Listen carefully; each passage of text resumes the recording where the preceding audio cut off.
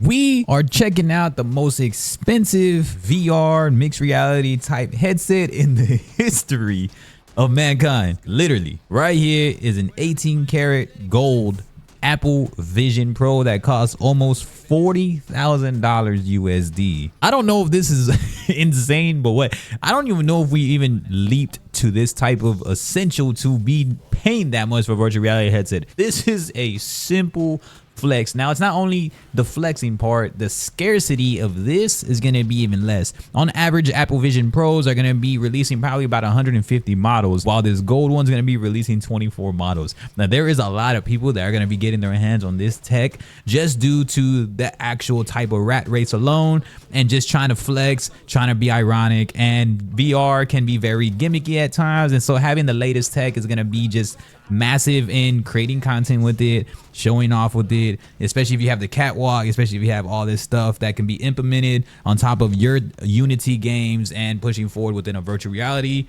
and then also looking into the mixed reality portion of spatial computing with a gold headset. It says this headset is made by Caviar, a company known for extravagant products such as inexpensive diamond encrusted iPhones. This is called the CVS Apple Vision Pro, the CVS edition. Vision Pro features 1,000 grams of 18 karat gold and the same black leather used by Rolls-Royce and the British Royal Court. You got a Rolls-Royce, somebody's salary, and just an already expensive Apple Vision Pro on your head for spatial computing. Freaking flexing, brothers. This device also features a flip-up shield made out of gold, $36,400 USD to be exact, worth of gold that flips up that shield. So you're able to enjoy all the features of Apple Vision Pro while maintaining some privacy at the same time. Plus, it's a serious flex. So they're about looking to do 24 CVS,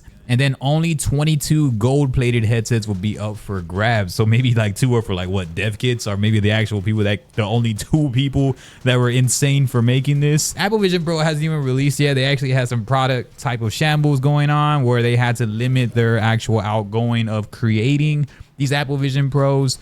They slashed the product costs, meaning they were going for 400,000 units, as I said earlier. Now they're doing 150,000. Now, here's the thing with what I really want to say about this. Virtual reality is just wild right now. Virtual reality, I don't know if it's so hard to persuade an audience to get into this mixed reality spatial computing, while Apple is of course aiming for high-end tech users, but it's so hard because there's just so much friction in getting into these headsets. Now, Apple Vision Pro is doing some things right. I mean, obviously it's expensive as shit, but they're doing things right and trying to get people into technology and to get people really, especially those who stand and who trust their products. I'm one of them. I have an Apple Watch, I have AirPods, I have an Apple iPhone. Of course, I'm gonna be trying to at least get my hands on an Apple Vision Pro.